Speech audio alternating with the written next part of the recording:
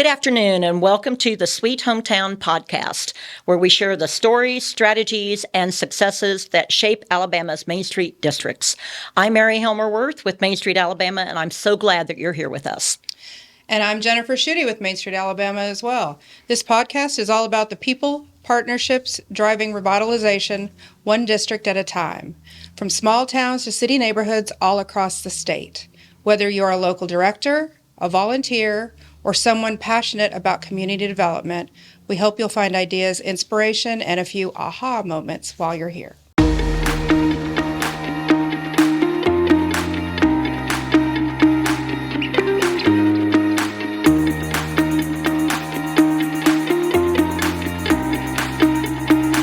Main Street is a grassroots, volunteer-driven organization, and a lot of people ask us questions about what that means. And it really means that Main Street is about the people who live there and love their community and want it to be better. So today we're going to talk about how volunteers make things better and help shape their community. So on this episode, we're going to visit with individuals who excel at the volunteer recruitment and development process for our Main Street communities. We'll have Terry Richardson with Athens Main Street talking about the HYPE team. We'll have Mariah Montgomery, formerly with Enterprise Main Street, now with Main Street Alabama, talking about volunteer recruitment and engagement and how she gets youth involved. And then, of course, we're going to be talking to Courtney Bennett from Montevallo, who I think is one of our superstars when it comes to volunteers. So I'm going to turn it over to Courtney to introduce herself. Thank you so much, Mary. My name is Courtney Bennett. I am originally from Anniston, Alabama, and I'm executive director of Montevallo Main Street, which is my college town, and I've been executive director there for 7.5 years. Wow. And she is doing amazing things. I think I mentioned on the previous podcast just how lovely Montevallo is, and she's been an integral part of that for a number of years now. So I want to visit with you just a little bit about your cash market. People aren't going to understand what that means until you explain what that is, but it's a very cool thing to involve kids in your program. Absolutely. So Cash Market is KASH. It stands for Kids Action Side Hustle.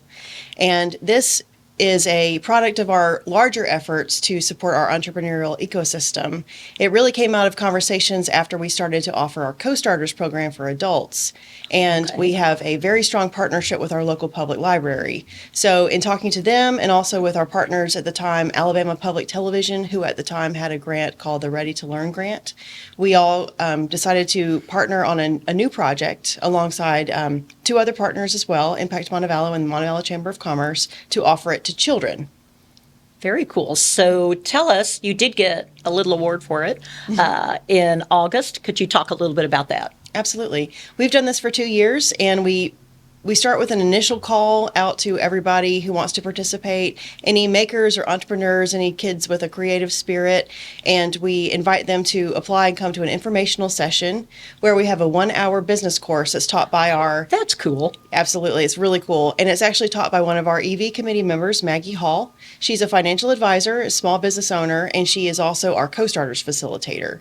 So she condensed this 9-week program down into a 1-hour business Keep model the kids' canvas. attention kind of stuff. Exactly. So that's the first component. And then it culminates in a special section of the farmers market where they get to sell their wares during the farmers market. So at our Main Street Alabama Awards of Excellence awards banquet this last year, Montevallo did receive recognition for this. So it's an Awards of Excellence and definitely something that we want other communities to emulate and look at. How do you get youth involved? Because it's really hard to have kids think about what they're going to do for a job in the future, knowing not everybody is college bound. So it's a great opportunity to learn a little bit about what it takes to run, an independent business and how they can make their own money. Can you tell us a little bit about, I know you had some parents who responded back to you telling you how cool they thought it was. Can you tell us a little bit about that? Definitely. We got a lot of great feedback from the parents. So some of them said that it helped their children get more confident. And we offered this for 2 years. Some of them were repeat customers or repeat vendors, I should say. But they got excited about it. The ones that wanted to participate again, they made their crafts or their wares all throughout the previous year, and we're just looking forward to it. And also, they learned a lot about pricing and about talking to the public as well, talking to their customers. And that was a very eye-opening experience and a really good one for them, I think. Can you tell us a couple of the products that they offered? we have a lot of kids doing things like keychains or bracelets and jewelry, a lot of different materials used in handmade jewelry. Some did a little bit of light carpentry. One that was pretty interesting was a shoe renew. So they take your dirty shoes and refurbish them. I thought that was pretty cool. Do they resole them too? Not resole, but just clean them up really nice. So that was our service-oriented business, but the rest were primarily retail. Shoe renew. Very cool. I have, a 19-year-old who could probably have his shoes renewed. I'll send some to you. You also have something very interesting in Montevallo with your city council. You have a junior city council in Montevallo. Can you talk to us a little bit about how the youth is involved from that perspective? Absolutely. That was started in 2012 under one of our previous mayors, Dr. Holly Cost, and she really focused a lot on getting into the schools and trying to cultivate that leadership pipeline, which of course is something that we focus on with our entrepreneurs and our leaderships in general with the youth. But this is open for kids in our local schools to apply, and they serve on one-year terms, and they do different projects throughout the year, different charitable projects, but they also volunteer at a lot of our city events. They also have city council meetings in the same. So cool. It's very cool. And it's in the same place as our regular city council meetings. They do it every other week, and they have a junior mayor who sits on the dais That's with fun. them. Yes. So do they elect the junior mayor among the council? Is that how they do. do it? That's neat. They do, and our current junior mayor is serving her second term, but she sits on the dais with the rest of the mayor and council and puts in her perspective for the youth. So how many years have you been doing the junior council now? It's been going on since 2012. 2012. Wow. So have you seen some of those previous, 2012 kids still involved in the organization or politics or thinking about politics in a different way because of that experience? I definitely think it's been a great experience for them, and especially I see them turn in or assume leadership roles in a lot of different ways. So several of them have gone out of state for college, and I see them do beautiful, wonderful things out there. One of them ended up going to college at the University of Montevallo, Yay. which is where we're located, and he was instrumental in writing a grant for us to get a glass recycler. So they just do all kinds of different creative things, and I really think it's a good experience for them to learn how to make decisions as a group and to advocate for their needs. Well, and I think it's a really good opportunity for these kids to learn a little bit about how to give back. If you want to change the world, you have to be a participant in changing it. So I think it's a really great process. We have several different organizations that do some sort of youth involvement in their Main Street districts. None quite to this extent. So I really am so happy that Courtney's here today to talk about it because it's such a cool thing that they do. And I hope we have other organizations who reach out and look at how they can do that. So tell me about how you attract other volunteers to Montevallo Main Street, your committees. How many volunteers do you work with through your board and your committees each month? So my board and committees are about 35 volunteers that I work with every month. And some of them I might work with for 5 hours. Some of them I might work with for 20 hours or more throughout the month. But I think we have a really great volunteer culture in Montevallo in general. People are really excited to live there. It makes them feel good to volunteer. They get to meet different people that they didn't otherwise know. And one of the things that really keeps our volunteer pool strong is making sure that they come to conferences and attend training so they're really familiar with the Main Street process. And they also get to meet people from throughout the state and in the country that have similar passions. Montevallo, over the years, we have a national conference called the Main Street Now is what it's called. And they have sent a lot of people to each of those over the years. Last year we were in Philly. Of course, the year before that we were in Birmingham. Yay, Alabama hosted, and we were very excited to be a host of that. But it has been over the years. I've seen so many of your volunteers enjoy that and learn so much, and I can see, them bringing back to the community the things that they've learned. And the really cool thing about going to a national Main Streets conference is you're there with 2,500 people who are just as weird as you are, who really want to see things move and move forward differently and get excited about getting involved in the community. It's a fabulous experience. So if you don't know anything about Main Street at all, we would highly invite you to our conference that we have every year, but also to be looking at the National Main Streets Conference, which I believe this year is going to be, in 2026, will be in Tulsa, Oklahoma. So, Courtney, is there anything else you'd like to share with us? Well, I just would like to share how passionate I am about Main Street. I really have drunk the Kool-Aid, but I think the Kool-Aid was in my blood all along. Yeah. So my great-grandfather was a downtown business owner in Anniston. I grew up going to events in downtown Anniston, and when I moved to Montevallo, I also fell in love with downtown Montevallo. So it's a huge honor to help be a steward of this really important place, and it's great to be able to get to know the people in my community better and work with them to make Montevallo the best place to live. Montevallo is very cool. If you've not been, you need to go check it out. It has one of the prettiest streetscapes in Alabama. They've just done a fine job of taking a small district and make it very walkable, very friendly, very. I love the fact that you say it's just a 5-minute walk from here to there instead of getting in your car and driving to the next place.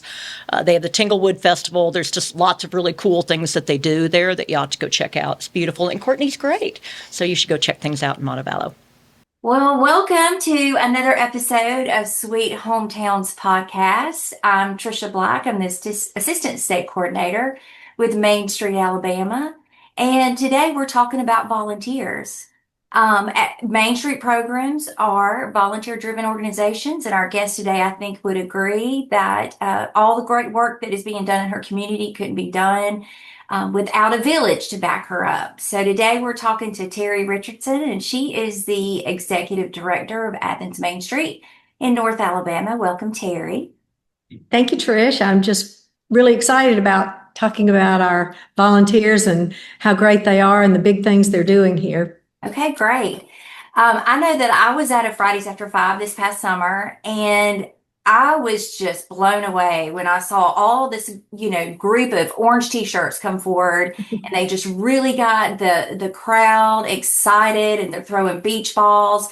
And then I learned that was your hike team. Can you tell me a little bit about the hike team and how that came about? You bet, you bet. Like many things, it evolved. We tried the ambassador concept. And we initially started with high school students, and we wanted to get them involved in Main Street and doing social media and that kind of thing. And truly, what we came to realize was that high schoolers are busy. They are busy people, and they do need a lot of instruction. And we should have done a better job of creating expectations, and here are the things you need to do. So all of that coalesced into it being stalled for a period of time. And then you guys came along at Main Street, Alabama, with a wonderful webinar from Macon, Georgia, and they had their own hike team. So as you guys say, we are indeed that. We ripped off and duplicated, and Macon was so gracious to share their all of their information and applications, and just kind of step by step how they went about it. So we took their strategy and we implemented it here in Athens. And our challenges were not necessarily Macon's challenges. So we were able to kind of pivot it and make it our own by creating a place where people who really wanted to get involved in Athens Main Street could. I had people calling almost daily saying, "What can I do? How can I get involved?" Well, this gave me an option to say, we're creating this hype team, and we would love for you to be part of the hype team. So it gave me that place where people could, as much as they wanted to, be involved in Main Street. They can sign up for 1 or 2 events. They can come. I've got some that come to everything, and it just really gives the people that want to do things for Athens Main Street and for downtown, they're excited about it, a place to do that. So are there any particular qualifications that you're looking for? We want somebody that is really positive and loves their downtown. That's the whole, when you think of hype, you need to be embracing that hype. You need to be excited about downtown, and you need to love it, and you need to want to give back to downtown. So that's kind of the person we're looking for. And the way that our program works is that you don't necessarily have to be a social media guru in order to do. All you need to do is put on your poppy colored t-shirt and go out and greet people and say, welcome to downtown. Welcome to our event. Can I answer any questions? So you've got a hospitality role, and then you've got a social media role. And a lot of people do both of those together, which we love. Like for this coming Christmas open house and Small Business Saturday, our hype team has taken each member of the hype team has taken a business downtown, and we gave them 4 things they needed to do. You know, they needed to make 3 to 5 pictures. They need to tell a little bit of history of the business. They need to get a quote from the owner if they can, and just then share it on their social media. And what that does is it highlights all of our businesses, our retailers, and our restaurants. We've got about 40. So a couple of the hype team members took a couple instead of just one. But it also, with me being the only staff member, I could not do that in the length of time that I have to get all this done. And the businesses have decorated. So you've got a window of time right before Christmas open house. And if you've got boots on the ground of about 30 people doing this, then, you can really highlight a number of businesses. So I'm really excited about that. And it also organically grows your social media then, because they're sharing it on their own posts on their Facebook page, on Instagram, and then we just go back. They tag us, we go back and we reshare it and we comment. So it just grows exponentially that way. I love that they're not only just volunteering and get people excited about at your events, but that they're actually connecting with the business owners. I think that's fabulous. So that's great. Did you have any type of training that you provided to your hype members before they put on their poppy shirts? Yes, we did. And I have to give kudos to my chair for that event, or that for the hype team, which is Jennifer Bridges. She's a great volunteer for us, and she really took the reins of that. And she and I put together a training session, and it is 2 hours. She does the first part, which is she describes the roles, which is and sets expectations that you can be a social media person if you can't get out to the events, or you can be a hospitality person, or you can do both. And she also went over what Athens Main Street's expectations were in terms of being positive. And, we want people who are positive on their own social media and on ours. And we're not trying to dictate what anybody says or shares on their social media. But if you want to be a hype team member, then you need to be a positive influence in the community. And it's okay if you feel like, you want to go a different direction, but this is what our expectation is. And you you fill out an application, and you also sign an agreement to say that you are going to be that positive influence on your social media.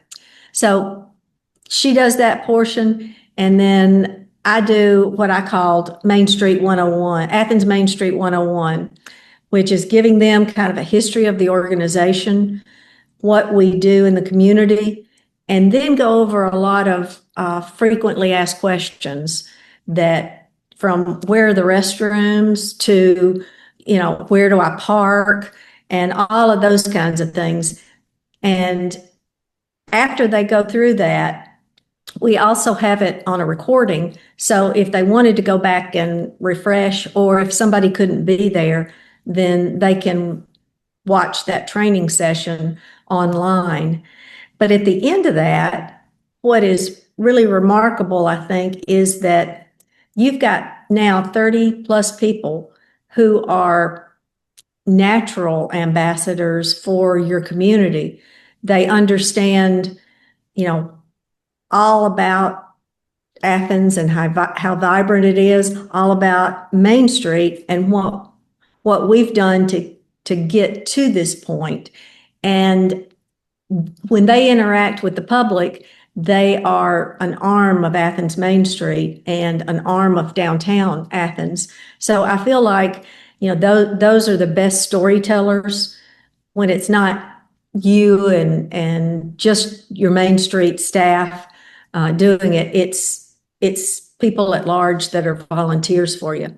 I love that. And I noticed too that there was a very diverse group.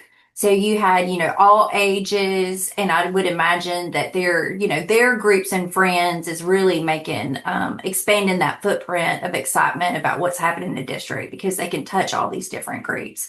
That's great. What would you say has been the major impact of having the HOP team? I think going back to that, having the growing organically, the reach of your social media. We're at 26,000 followers on Facebook and 4,800 on Instagram. And, we've definitely seen it ticking up now that our hike team are sharing and interacting more on social media with Athens Main Street. So I'd say that's a huge impact. And then again, your natural ambassadors and cheerleaders for your community, that it's great to see them participating in non-Athens Main Street events. We just had the Athens Food and Wine Festival, and they signed up to go and be greeters and to do some TikTok videos and share some things on their social media. And I think seeing them out and about is a very positive and it project a real vibrancy to our community and to our downtown. Great. Yes, I know anybody that's on social media knows that things can go negative really quickly. So I just really love that a big part of this is that positive messaging on social media. I often tell people that we're all economic developers, right? If we're telling people, hey, there's no parking downtown, why would anybody want to come, right? So I love that positive messaging. Is there any other thing you see you'd like to say about volunteers before we wrap this up? You're certainly doing a fabulous job there in Athens. This is great. I would tell any of our Main Street directors or their boards or their volunteers it takes a while to find your groove with your volunteers, and it has taken me a while. I am kind of a control freak, as you know.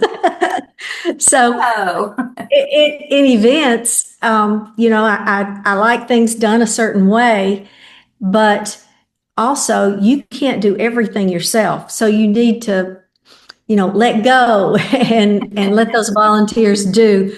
But having the hype team here just gives a huge boost to bringing more volunteers in. There's only so many committee members you can engage without it becoming unwieldy, and only so many board members. And not everybody wants to set up tables or open the restrooms for certain events or, pick up trash afterward. This is something any community can embrace and actively engage volunteers the way the volunteers want to be engaged. The worst thing you can do is tell somebody, sure, I'd love to have you volunteer, and then not have anything for them to do. Yep, very true. Well, Terry, thank you. I feel like after this podcast is posted, we're going to have even more programs ripping off and duplicating from you. So this has been great. Thank you for your time. I'm sure you've got a full day planned. And today we have Mariah Montgomery with us. So have Mariah introduce herself. Hey, I'm happy to be here today. I am Mariah Montgomery. Like Mary said, I've been with Main Street Alabama for about a year at this point. And formerly, I was a local director with Main Street Enterprise down in Southeast Alabama for 3 years. And did some community involvement work before then, but just very happy to be a part of the Main Street Alabama team and movement. Great. Well, as I said, Main Street is this grassroots volunteer-driven organization. So we're going to focus a little bit of Mariah's. She has a lot of experience in a lot of different avenues that she can talk about, but today we're going to talk mostly about that. But first of all, we're going to kick it off with, how did you become acquainted with the Main Street program to begin with, and what interested you the most at that time? At the time that I learned about Main Street, I was working for the city, and here locally, the Main Street program is run as a city department. So I became acquainted with the director who was before me, and I was familiar with the program, but pretty loosely familiar with the program. I hadn't, dove in, but she was able to do a wonderful job while she was here, and the Main Street program began here in 2019 and started building up momentum. And when it was time for her to move on, the job posting went out, and that was the time that I really started researching into what Main Street Alabama, Main Street America, what this was, and learning all about it. And I did talk with the director to ask her opinion and ask the nitty-gritty questions about the job. And she said, it is a big job, but it is a good job. So with that encouragement, I went forward and applied. And luckily, I was selected as the director and started in early 2022. And from that point on, it was fully immersed in the Main Street world. Main Street Alabama did all of the onboarding and training for new directors, and I was also able to attend the trainings pretty early on and get to know the other directors and get to ask them all the same questions. Is the same stuff happening to you? And start building up that camaraderie, and even more importantly, just getting to know the local volunteers who had been around making the magic happen over the last couple of years. Very cool. And it is something that, I started my career a long time ago, 27 years. And when you get into Main Street, I think at the time you're looking at it, well, this sounds like an interesting job. And then it gets in your heart. I think that's the cool part about Main Street, because you really do get to move the needle on some things that you wouldn't see otherwise. So I love the fact that it's infectious in other people too.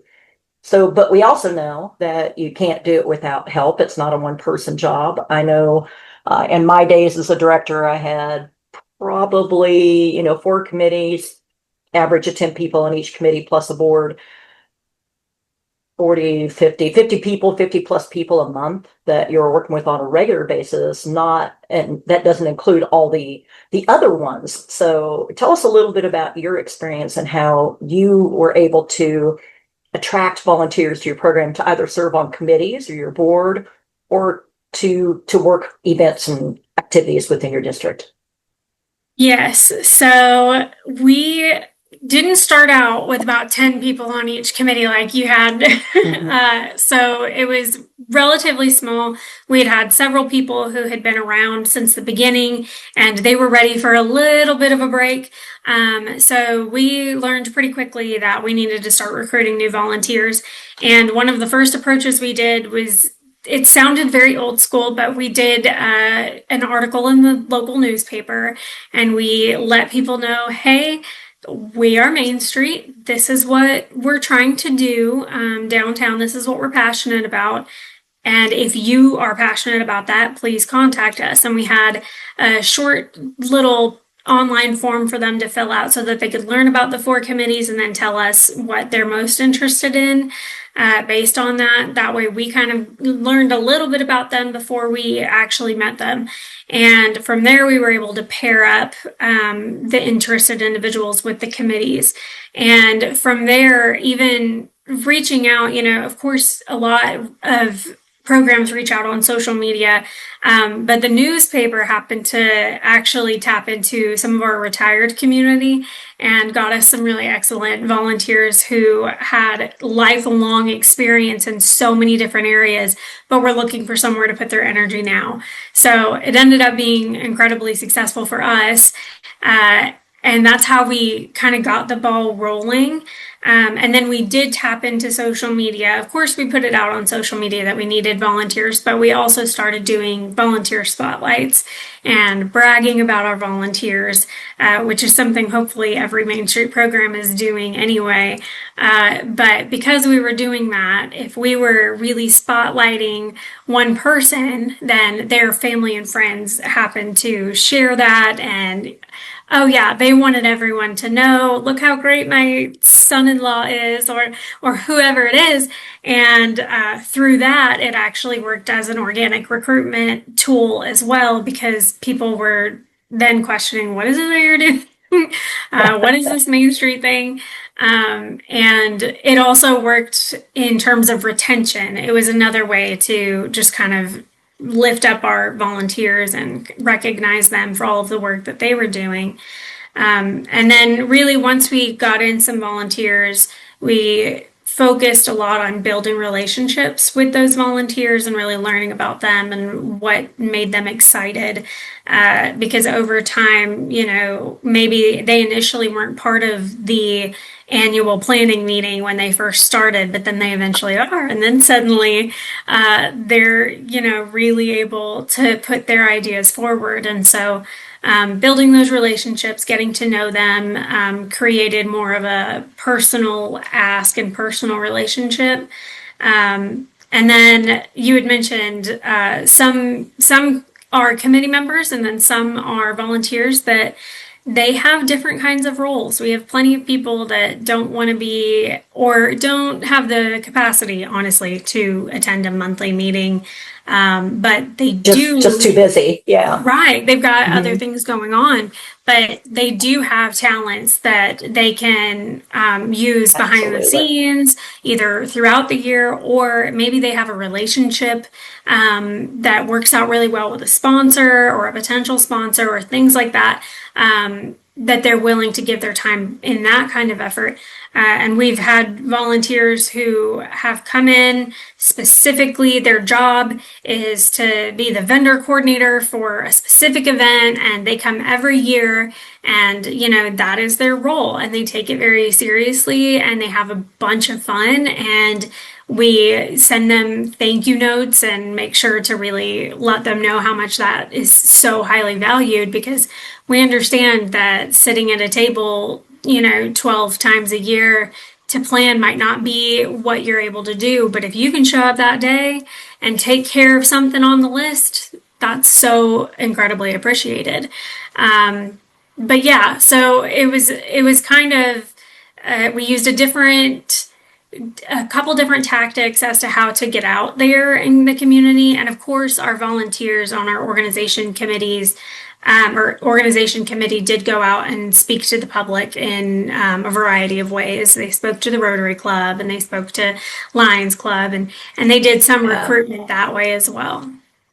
Well, I think it's important for anybody who may be listening and you live in a Main Street community going, how can I get involved? You don't have to say you're shy and you don't want to, be at a meeting or hand out flyers or be public speaking. There is a lot of things that can occur, just helping with social media and making posts, or helping with, there's always fun data collection. If you're a data nerd, there's lots of opportunities to get involved. If being in the public is really not your thing, there's still lots of opportunity to be involved and to help change the world just a little bit. One of the cool things that you do too, Mariah, is you're able to, or have been able to there in Enterprise, really pull in a youth group for Enterprise. Can you tell us a little bit about that? Yes, we call them the Young Main Street. That is what their committee is called. It started out kind of as an informal group, but it now is officially a committee under the Main Street Enterprise Board. And it really started out at a local coffee shop downtown. The business owner had their children working in the coffee shop, and they very quickly became friends with the regular other young teens that were frequenting the coffee shop. And it just kind of organically came up in conversation. Man, I wish downtown had this, or I wish we did this downtown. And the owner of that coffee shop, shout out to Jenny Chansey, did not like, she is just not one for complaints. She is definitely more of a solution-driven person. Okay, let's figure out how to get this done then. Yeah. Exactly. And she was serving on the Main Street Board at the time. She knows all about the Main Street mission. So she said, okay, well, what are you going to do about it? And put the challenge in their hands. And she agreed to oversee them. Yeah, she agreed to oversee them as a group. And they were able to all of a sudden have a voice in what was going on downtown. And really, it was just about empowering them. If you had people that were in the area, they were spending their time there, spending their dollars there, and they had some type of critique, it was not a terrible idea to say, well, what kind of time do you have? Let's see what you can do about it. Right. So, and they're a fantastic group, and they've shifted and changed and aged out and gone, since the beginning, but we've got new faces coming in. But they started out with just a small event-based project where they hosted their own like Halloween stop, and they were really super creative. They did a Wizard of Oz theme and made this whole tornado out of like mesh stuff. It was really cool. Yeah, very cool. Neat. And so that was kind of like their kickoff. And then they've, graduated up to doing permanent murals in the downtown area, which, that is something that they can point at years from now and say, I designed and painted that. And it's very neat. And they were able to be a part of the red tape of the process as well. They learned why sometimes things take a little bit of time, and I think that that's another thing that's really important when you're involving people is to bring them into the process and show them how it works. Absolutely. Yeah. Absolutely. And so now they have been before a city council and they have made their formal request with their artwork, and city council, of course, had questions and had concerns, and I think they handled it really well. And they were victorious, and they went forward and completed their projects. And they're still meeting today. Jenny Chansey is now not their leader anymore. At this point, they now have a representative on the board who is actually within the age demographic. And I believe that their ages range anywhere from like 13 to 20. And now there's someone who's actually on the board who fits in that age range, who works at the candy store downtown.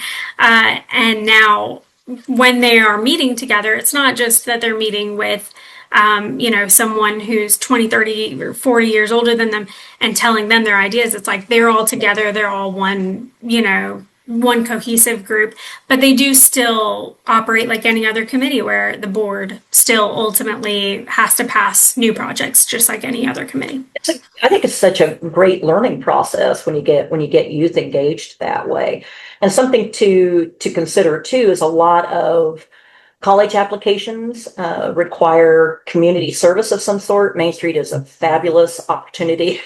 Parents, if you're looking for something that will help fulfill that community service piece, and you learn things that will help you in the future, like how do I go before a city commission? How do I get things approved? How do I walk through these things? I know too, I was Main Street director in a town with a smaller college, and we had a lot of the fraternities and sororities and other service clubs who needed to fulfill their part of of community service too. And it was just a great opportunity to have those groups come and work with us and they weren't on committees. It was usually a one-off thing where they would come help with a particular event or activity, but they fulfilled their community service piece. The other really cool one that we had one time is the Optimist Club, where I was at, and we did a whole mission match with them saying, we need somebody to help us with the children's area for a huge event that we had going on. And I had tapped out all of our volunteers. It's a huge event. And we went to them and said, okay, your mission is friend of youth. Would you consider being a part of this event and handling it? And they did everything. It was one time a year. It was a big deal for them to manage it and ensure it and, take care of it. It knocked off part of their governance that they had to take care of. They were fun to work with. And I knew that annually we were going to come back and work with them, but they did not want to be on the committee, and that's okay. So there's just lots of different ways to get involved with Main Street. So if you're listening and you're thinking, I'd like to, I'm in the Rotary Club or the Optimist Club, or I'm not in a club, but I still want to help, there's lots of opportunities to get involved. So final question, what advice would you give to somebody who may be listening or, asking questions about what is this Main Street thing, about how they can get into a program or volunteer for a program? How would you have them go about that? If you happen to be located, if you're lucky enough to be in a Main Street community, and you want to donate your time to that Main Street community, you should look up the contact information for the program. It'll likely get you in touch with either the executive director or it'll get you in touch with the board chair. And from there, don't be shy and don't be intimidated. You don't have to be an expert in anything. Let them know what it is that you are excited about. If one of the committees really speak to you, let them know that. Another great thing that you can do is ask for what projects they're currently working on. Every year they come up with a program of all of the projects that they're working on for each of their committees. And maybe looking at that, you'll see, oh my gosh, I'm so passionate about this specific thing. Or, you'll find where it makes the most sense for you. And hopefully from there, they can get you in touch with the other volunteers, probably the committee chairs that would be overseeing the committees. And then from there, just talk with the volunteers, ask them for their feedback, ask them for, their most favorite Main Street memory, and maybe, That's fun. Yeah, get to know them and just don't be intimidated. One of the things that we always shared was, you don't have to be a landscape architect to be on the design committee. Mm-hmm. You have to be willing to learn and willing to work, but you don't have to have, all of this background experience. The idea is that you're willing to go and use the resources that are provided to you. And luckily there are resources, plenty of resources that Main Street Alabama provides, that we also have got. There are resources all throughout the Main Street coordinating programs, and some from Main Street America that you can tap into to learn about them. And then obviously any new volunteers, I always recommend going to the trainings. Any on-site fun. You get to meet especially. other people, and it's gosh. it's the engagement part of it that is so fun. So I was double checking to make sure I was giving the right web address. It is sweethometowns.com. If you want to look at Main Street Alabama's website, it's mainstreetalabama.org. So there's two different ways to look at it, but the sweethometowns.com is really cool. You can go to it and browse a particular city, or you can look at different regions of the state and figure out how can I, if I'm going to be in North Alabama, what are the three I could hit there, and what are some things we could do?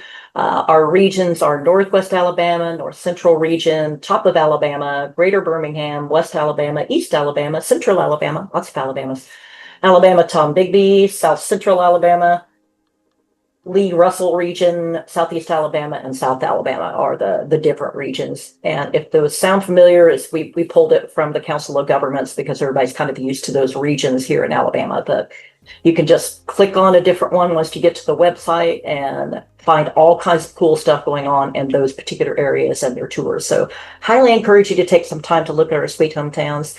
And when you're looking at them, you may want to volunteer. So reach out, and if you're not sure how to get to your particular city, You can reach out to Main Street Alabama. We're happy to help you too. So it's just Mary@MainStreetAlabama.org or Mariah@MainStreetAlabama.org. You can reach out to us as well. So thanks again, Mariah, for your time. It's always fun to talk to you. I get to talk to her a lot because she's on our staff. That is always good to have her as a part of our team and a part of the cool things that we're doing in Alabama. Okay, well, that gets all of our interviews done for this particular version, and we are talking about how Main Street is a volunteer-driven grassroots organization. It's been a lot of fun. Makes me want to go out and volunteer. It does. You should. So thank you to Terry from Athens Main Street, Mariah Montgomery from Main Street, Alabama, and of course, Courtney Bennett from Montevallo Main Street. It's been a blast visiting with them, and we look forward to seeing you at our next podcast. You can learn more about Main Street, Alabama and the Sweet Hometowns Initiative at sweethometowns.com or follow us on Facebook and Instagram for updates and episode highlights. The Sweet Hometowns podcast is a production of Main Street, Alabama in partnership with Video Visions Media Marketing.